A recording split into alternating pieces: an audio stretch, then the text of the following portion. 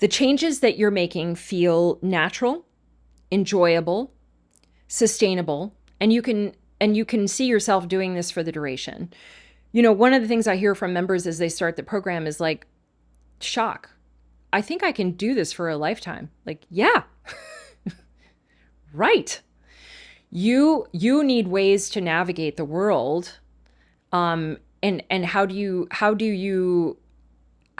eat for a healthy weight? How do you think about food purchases?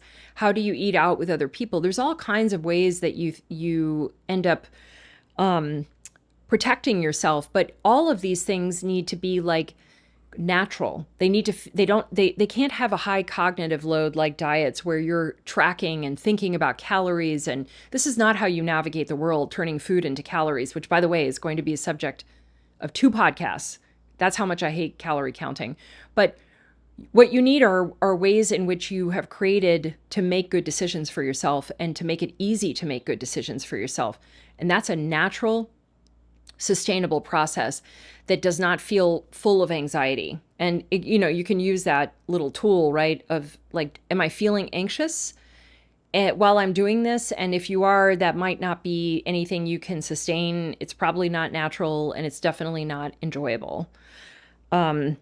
So that's the process of grounding you to yourself and your life. A very important process, like that you can live like this. You can live like this. That's natural, healthy, sustainable weight loss. And the last one, number 12. Healthy, sustainable weight loss addresses self-soothing. What do I mean by that? Well, a lot of people use food to feel better. And if you do that, please know that I am not criticizing. I think everything in culture tells you to do that. And in fact, it's been very normalized. Like having a bad day. I remember this commercial that I saw about Oreo Thins. And the whole thing was essentially like, you should eat these because you had a difficult day. And the whole thing was like a spa-like atmosphere. And I, nearly jumped out off the couch looking at this. Like, food is pleasure. Food is nourishment. But food is not intended to make your difficult emotions go away. And one of the things that healthy, sustainable weight loss does is help you redirect, identify your difficult emotions, and redirect them to practices that actually can manage them.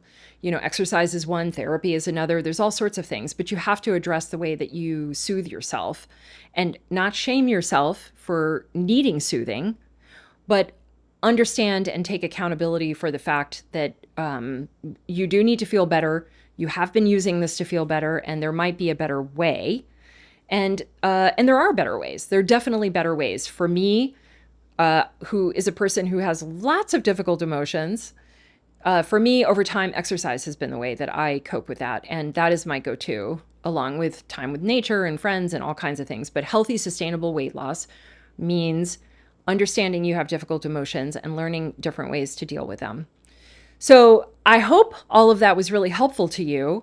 So you can see that there's no reason to give up on the idea of losing weight, but I hope through these 2 episodes, you give up on deprivation-based eating and diet culture ideas and start slowly shifting over to the practices that endure. And those are the ones that expand you as a person and feel good to you and you want to do for the rest of your life.